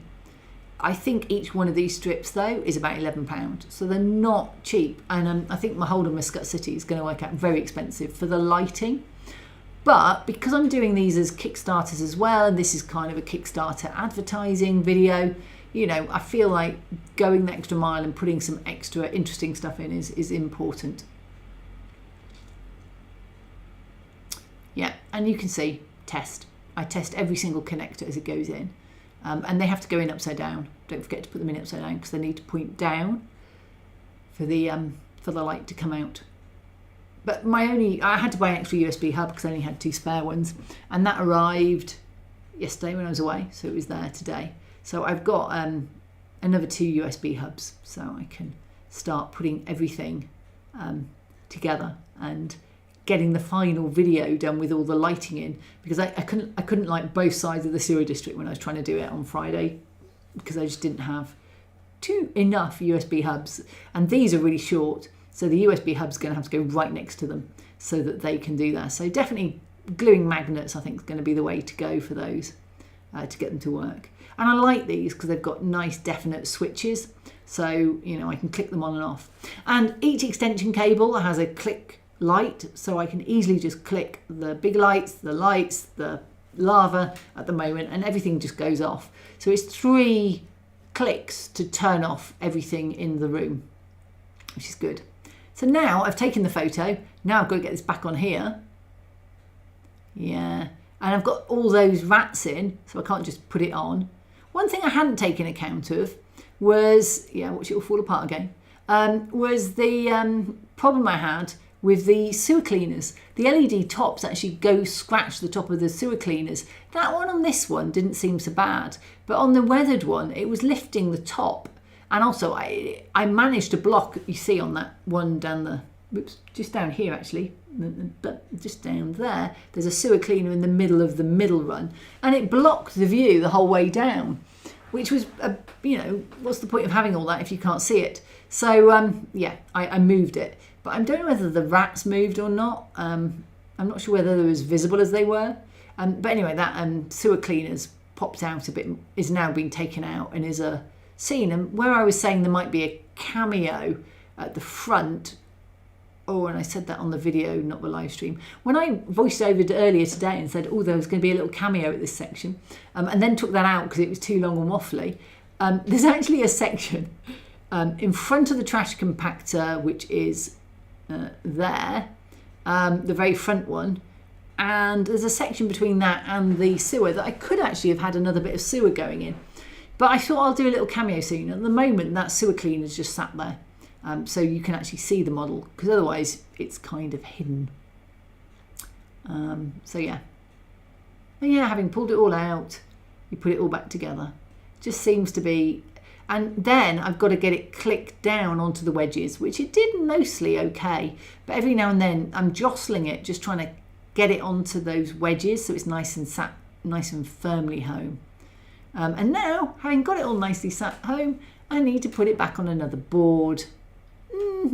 Yeah, okay. And then I have to do it all again and get it all very nicely boarded.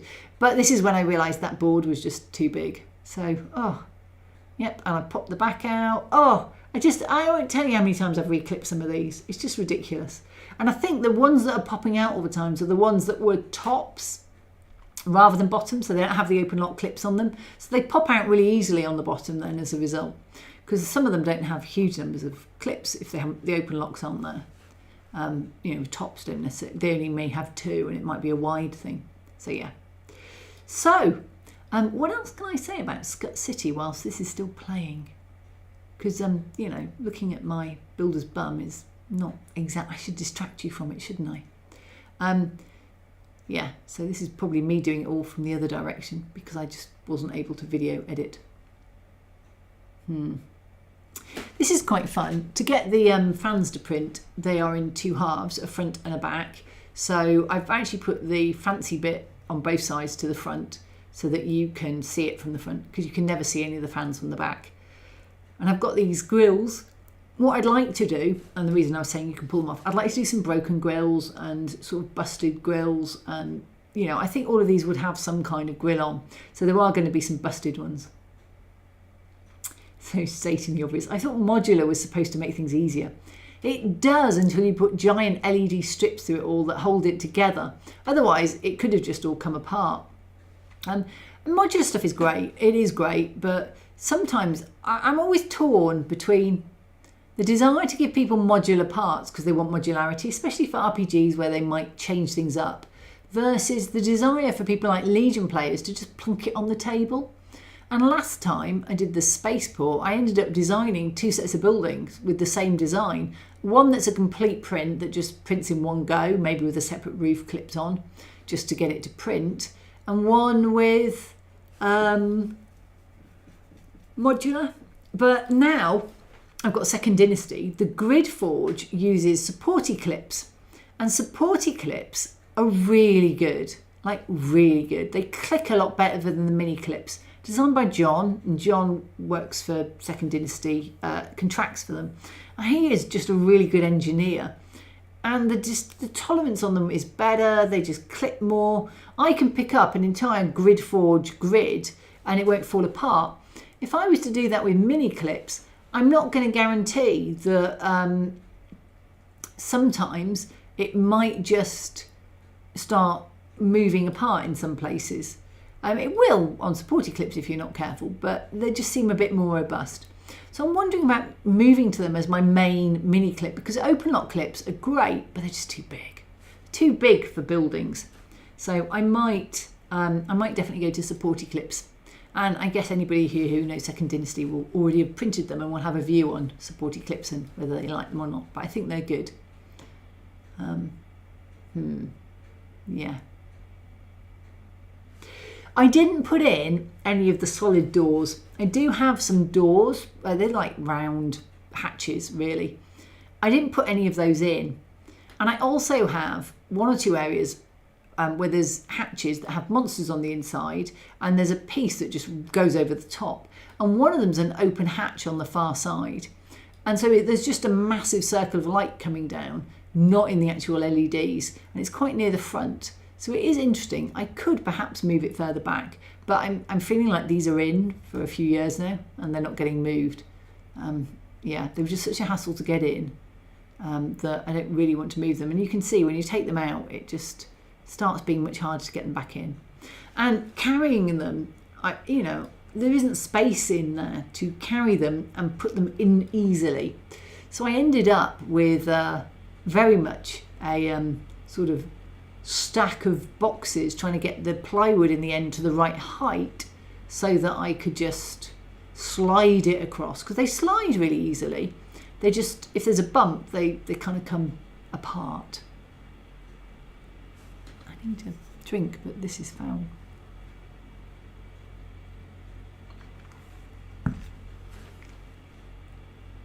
Okay, that wasn't too bad. Okay, yep, and you can watch me put it all back together again. I'm sorry there's double of everything. Next time it will be a bit better, and then it would be half the speed, but to get the length. But it would be, you wouldn't be doubling everything. Just people were asking me about my droids in the background. somewhere on Discord or somewhere. These are all, the droids are all Droid Division droids, and I did a whole Kickstarter about it. That's me sliding it in. And they are scheduled for later in the year, but yeah, I told you to get a lot on my back. And actually, there we go, that's it in place. That was all the stacks of boxes. And yeah, they need a bit of cleaning up, but you will be getting some stuff on that, hopefully on the live stream at some point. Now on this one, I've just tailed the whatevers to the back and plugged them in. You can see it all lights up. That's really cool. Very happy with that. Very happy with that. I am worried that sewer cleaner may just be causing a problem, but we'll check. So what I need to do still on these shelves is this is going to have a fascia. I'm trying to click it all back together because it's not quite clicked. That's what I'm doing here. These shelves are all going to have a fascia, and around the front there, where the circle is, it's not a circle, but the holes cut out, there's going to be a how can I describe this? It's like a strip going around to make you realise that it's quite high. And there's an actual sort of column effect there, and it's going to have LEDs going round. And because I know the gap on an LED strip is going to match on just normal LED strips, and the bottom ones before the lava are going to be red, all the ones above them are going to be white, and they're basically going to, you can see that shelf isn't attached anymore, that's the bit that's got the broken clip. Yeah, and this then was too high, so yeah.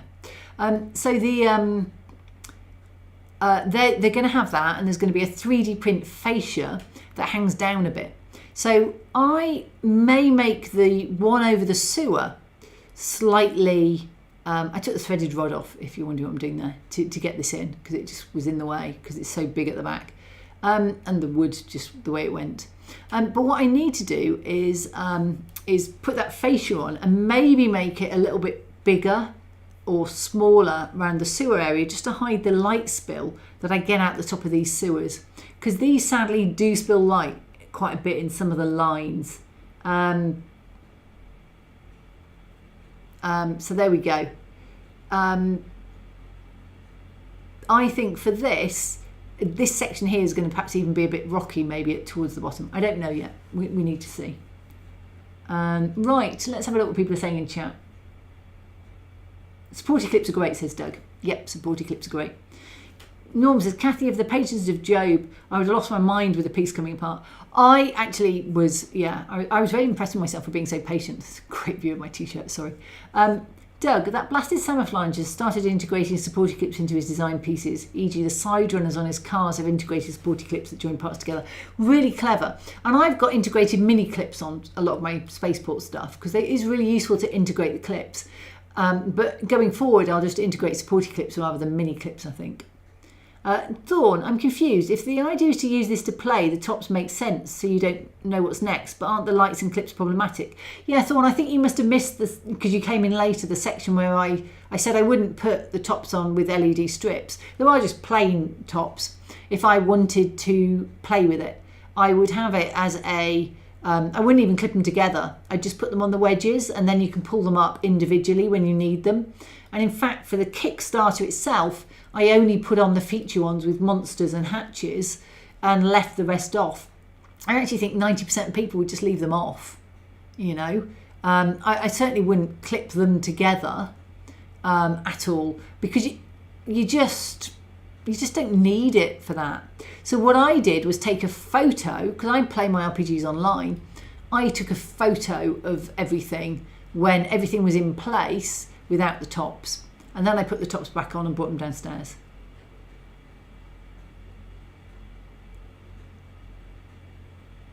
So what I scaled to, so Shergel says, when I scaled to 15mm, I would definitely prefer full-size supporties to 54% size open locks.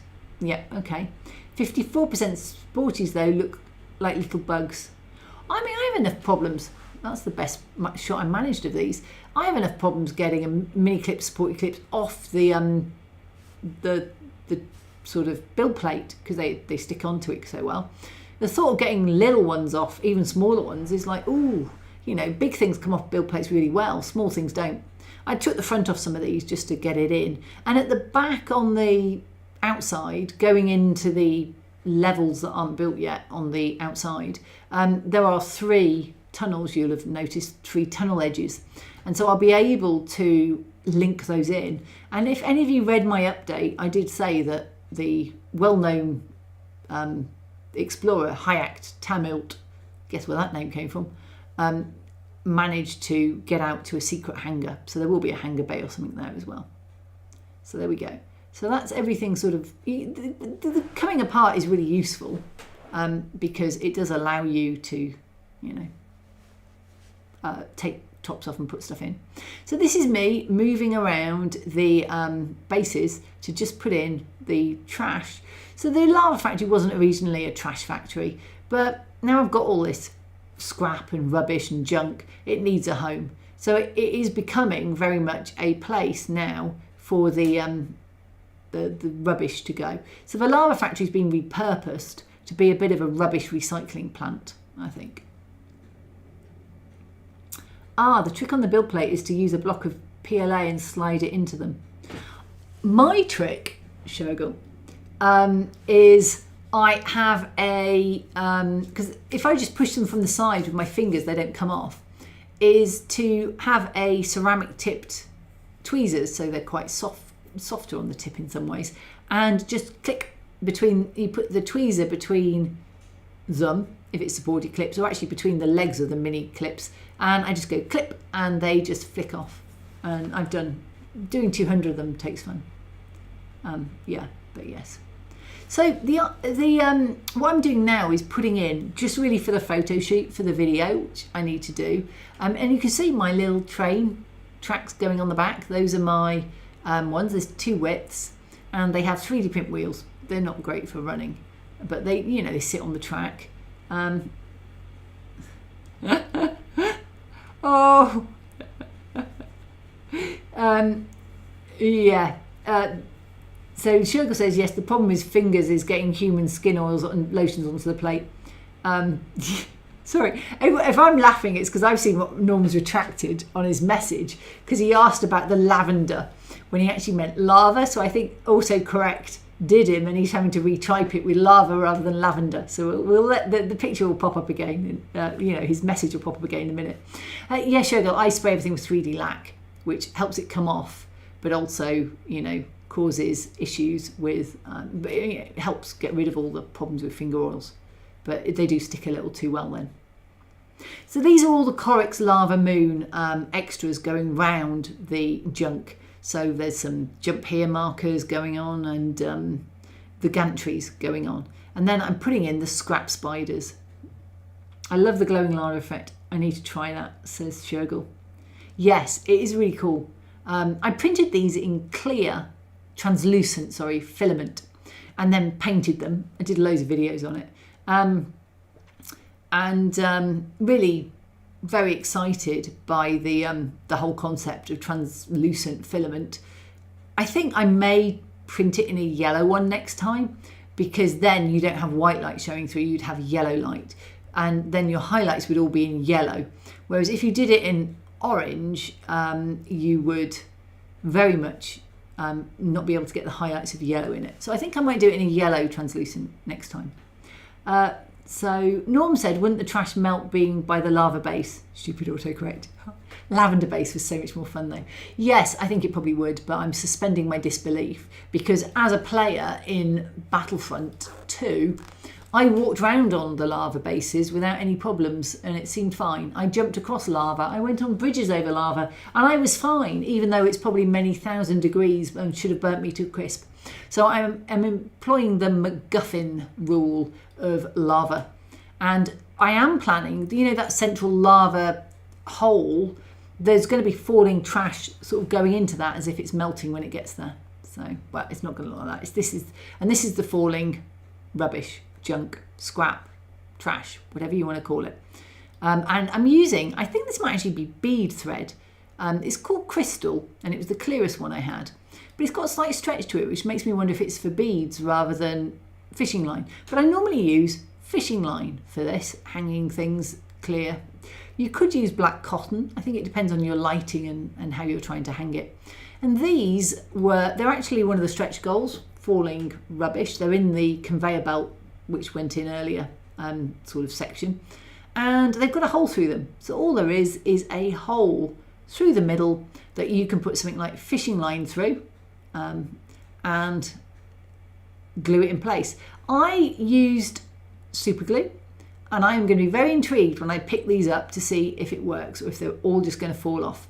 I left them setting, I did them Friday, and I haven't dared pick them up yet. So that's tomorrow's job, is to hang these. Haven't decided how I'm hanging them at the top. I don't necessarily want them to be permanent because I'm going to be taking the lava in or out quite a bit, and hanging these down just might be a pain. So I think what will happen is that they will be, I don't know, on something, but they're coming out of the one with the hopper, so it shouldn't be too hard to maybe clip them on somehow. I don't know. Ideas on the back of a postcard, please. Norm says, I'm a little off my game today. The States went through the time change last night. Oh, did you? Oh, because someone mentioned a joke about daylight saving, and I thought, well, that's not for weeks yet. It's 3 weeks away for us. Well done for turning up at the right time then, because we've got, we're the last weekend always in March and October. So at this point, it does get very confusing for everybody in the world, where people are moving their daylight savings at different times. And not everybody in the States moves anyway. So yeah, this is just random rubbish from previous Kickstarters, and maybe a few extra pieces that are just put in here with the holes. They're part of the Kickstarter. And that is as far as I got by the look of it. So what's missing from this is very much the end of it, and the video is getting edited. I hadn't got as far as I thought I should have. I got as far as the bit where I go to Skutt City the first time in editing this afternoon, because it took me 2 hours to get Final Cut Pro to, play nice. So now Final Cut Pro's playing nicer. Hopefully I'll be able to do it properly and get it edited up tomorrow. It'll be out for patrons because they get it 24 hours early. But they didn't get a video last week because this was supposed to be out and then wasn't. And I was very much of the view, I don't want to rush it. But the next thing I'm going to do is design all the surrounds and start thinking about the base. For the actual cavern, where I'm going to put in like spillways with lava, I would like to do 3D prints, but I don't want to 3D print the whole back of that lava cavern. It would be so expensive and so time consuming. I've got this thing called Shaper Sheet, which is, I picked it up every time I went to the US.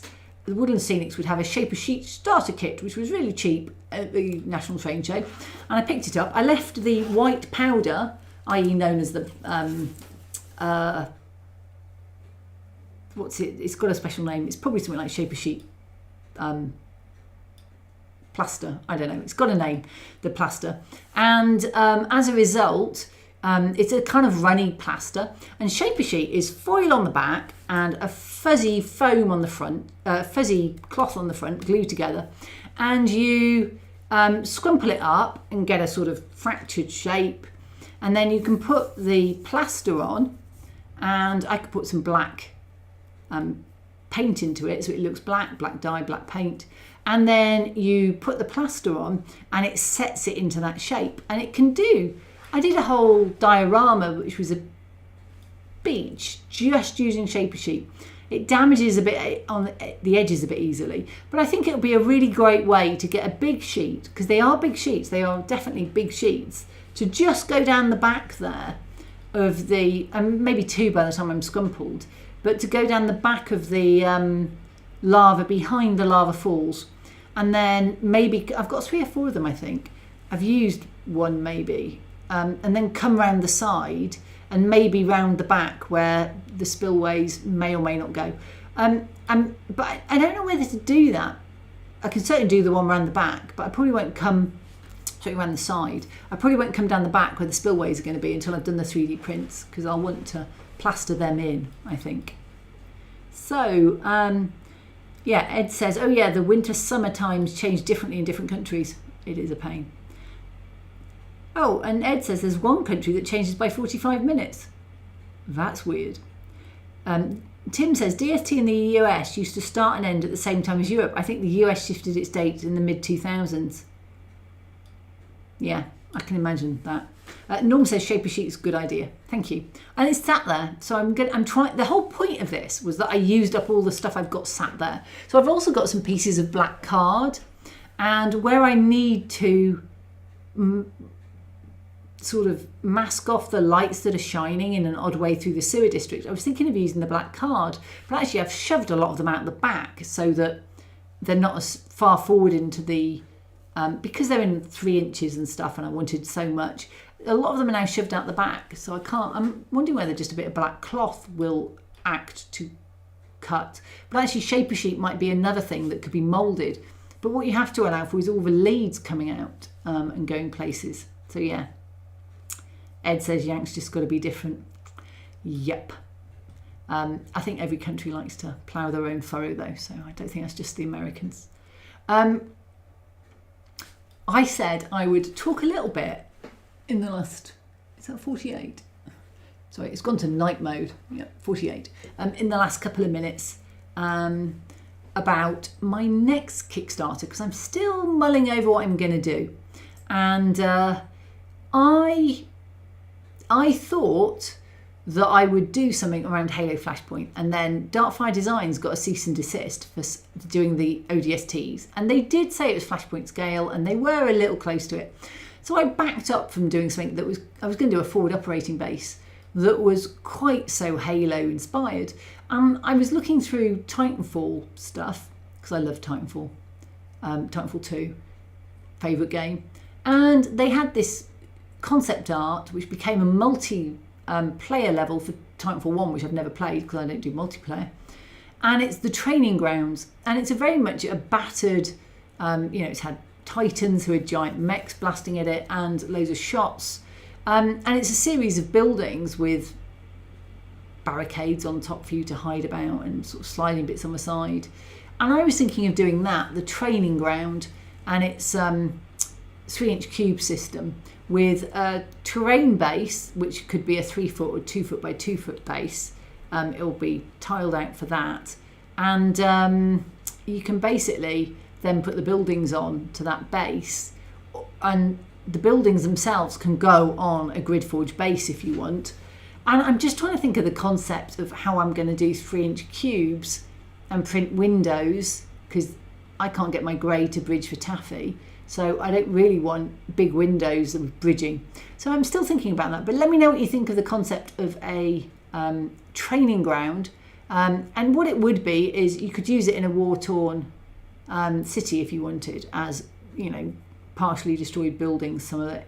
I just don't want to go down the war-torn buildings route ever, because I feel like there's enough of that on TV and the news, and I don't want to do it in my Kickstarters. But a training ground where you've just had people banging at it, I'm much happier with. So Doug says UK and Europe can be a week or two apart in time changes. Yeah, and I think New Zealand and Australia also. Thorn Hedge, I grew up in Arizona, we didn't have daylight savings. That is quite funny, yeah. And Norm says there's one state in the US where only half the state changes time. Yes, Yanks are wacky.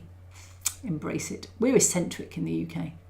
Stating the obvious, floral foil for lining plant pots is similar to Shaper Sheet, probably cheaper maybe. Maybe. And for me, I'm using the Shaper Sheet because I own it.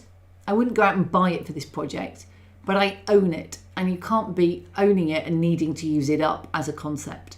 So I really want to use up all this stuff that is just sitting around my house.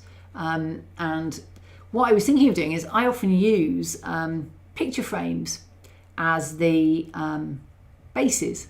I was thinking of putting a grid forge grid into a picture frame so that I can just swap the grid forge onto it for my next diorama, which was actually in the background of a lot of those videos. It's the ROTS one. I started it months ago. It's the Revenge of the Sith one.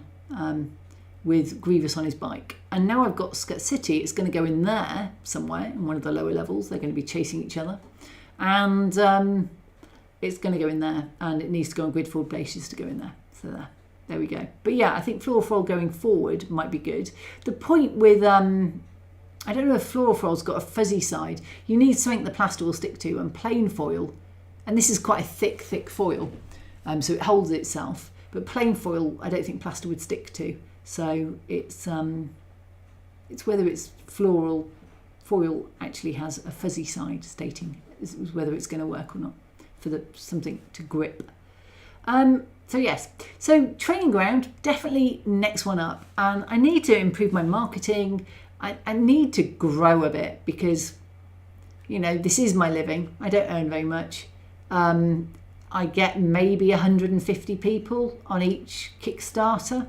It may not be the same 150 people, but I need to be nearer sort of 200, 300, 400 to actually make a living out of this, to be getting the money that I need at the prices I'm charging. And I don't want to just put prices up. So I think training ground will hit the Halo Flashpoint market without being directly put at them. It'll hit the 3-inch skirmish market. So I'll be able to advertise it in a lot more places. Yeah.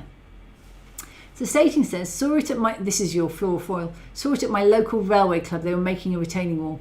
That'd be interesting. I'll have to have a look for it if I ever need to do something like Shape a Sheet again. I mean, to be honest, once I've got rid of it, I'm not sure I would have a project where I needed it in the near future. So yeah, and stuff coming from the US is obviously more expensive. I bought it when I was over there and shipped it myself effectively by bringing it back through customs, and it was quite light. I probably thought I was trying to line my suitcase with foil to keep out the x-rays or something, but they didn't seem to notice. There was plenty of other weird stuff I brought through that they probably looked at. I think they knew I modelled railways by the contents of my suitcase, let's put it that way. So yeah, so that's where I am. The Skutt City video will be out on, or the sewer district, Skutt City sewers will be out on, I need a catchier name than that really. Will be out on Tuesday, hopefully, so you'll see the final result there. You'll see all those stunning views that I promised you up, which if you've been on Instagram or Facebook, you'll have seen some of them, the shots going up there. And I think it looks really good. I do think it looks really good. I need to work now on some cameos, and I'm not quite sure what they're going to be yet, but the beauty and the whole reason for doing Skutt City is that it's not going to be finished tomorrow. It's going to be content for my live streams with some interesting projects. I've got 2 3D printers, for example, on my kitchen floor, which are Neptune 3s Pros. They need new extruder heads because the matte filament I used through them just tore them apart really, and they've not worked since I put that through. They're just a little worn out. And so what I need to do is, you know, make something with them, because they're there. So I'm going to do cargo gantries out of the x-axis and the z-axis, and the y-axis that moves back and forth is going to be moving landing pads. That's the theory at the moment. So yeah, so I'm going to reuse stuff like that and do some interesting projects. Norma says, do you market yourself to the gaming communities? I do try. Obviously, unlike railways, I've not been around in it that long, and so I do try. The trouble is, I started off in Legion, and Legion's having a bit of a downturn at the moment, so it's not got a huge amount of people doing a huge amount of content for it, and I think that is going to be the problem. Star Wars isn't on its uppers with some of the recent live action, which I can appreciate why. Some of it has been a bit ropey, and they could do with better writers on some of their stuff. And that's not about DI or woke or anything like that. I just think some of them could do with slightly better writers. But yes, it was very much a case of I'm doing RPGs now, and Sewer District was RPGs, but most of the places I know to market are more Legion related. So there we go. So yeah, bash that like button if you haven't already, says Timber. Thank you for the reminder, Timber. Good one. And then Stating the Obvious has put his loads of thumbs up. And Ed says, I'm a wargamer, but I found you when I was off trying to find what gauge railway to use in 28mm. The answer is I've no idea. 28mm, I would stick to 160 150th. It's 159th, I think. It's an interesting one because 164th S scale is probably your nearest. It's not quite there, maybe a little bit small, but 148th, which is 35mm, is probably a bit too big. So yeah, I would 164th maybe your best S scale if you're looking. If you're looking at, say, 160th is quite common for things like PG Gundam, so it is a scale. But if you're looking at railways and you're looking for railways, 164th is going to be your closest, but it will be off. Yes, Norm says Andor second season coming soon. I have to say, I found Andor season 1 really boring. I just felt it was too long. And every other Disney one feels like it could do with extra runtime, you know, to just not whiz through things too much. Apart from Skeleton Crew, which I think was right at the length. Andor just felt too long. So I felt like it could have done with the 3 episodes being 2 episodes quite a few times. But anyway, that's just me. My mum fell asleep in it. She just thought it was boring. And I hear a lot of partners say it's boring, so I don't think it's just me. Anyway, I saw someone call it Blandor, and I kind of get where they're coming from. So yeah, but yeah, I'm still going to watch the second season, and I think they're doing it better because they're doing it in 1.5 hour chunks, which means it's going to be like having mini movies. And I think the half hour spread across loads of weeks didn't suit it as much. So yeah, so 28mm is 1:59, yes, depending on the modeler. I do mine at 1:60 Shergill just because it's a more standard scale, so it's easier.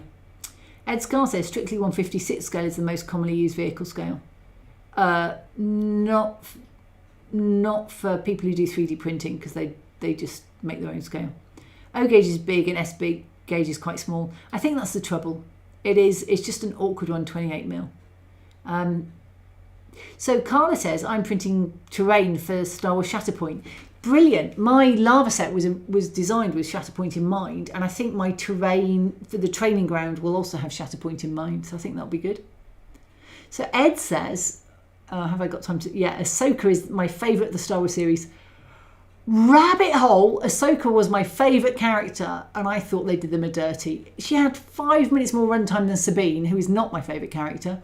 And she didn't smile. She didn't act like Ahsoka. She was just this really dirge, grey-like creature. And by the end, she was getting better. And all the drama in it happened off screen.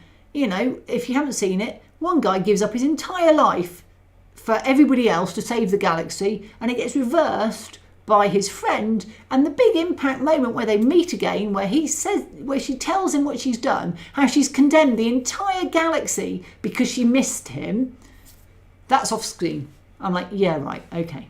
Anyway, yeah, but if you look, Sabine was your favourite character, I can see why you would like it. But I thought they did a bit of a dirty on Sabine as well, because she was better than that in the Rebels. Anyway, Thornhedge, I was around when D&D first started. I've always loved the minis and building terrain, but I never cared to play. I still don't. I've never played D&D, but I am playing Age of Empire tomorrow night. So I will be, talking to the guys where we're going next. I think we're off to, we're doing the beginner games, and we're off to the second arm of that, which is Long Arm of the Huts. We might be off with the Huts tomorrow. Anyway, guys, it is 10 o'clock. Thank you so much for coming. I really appreciate it. I hope you found it interesting. This is a little bit different because it's actually all now hidden away. And you'll get to see all the final video if you watch the one on YouTube later this week. So thank you for watching. Have a great week. I really hope you get some modelling done. Digger, I hope your son is much better and that bruising goes down really quickly and that all his bones mend really quickly. And thanks to Digger, Norm and Timber for them moderating and keeping you all in order. See you next time. Bye. Oh, and it's over here.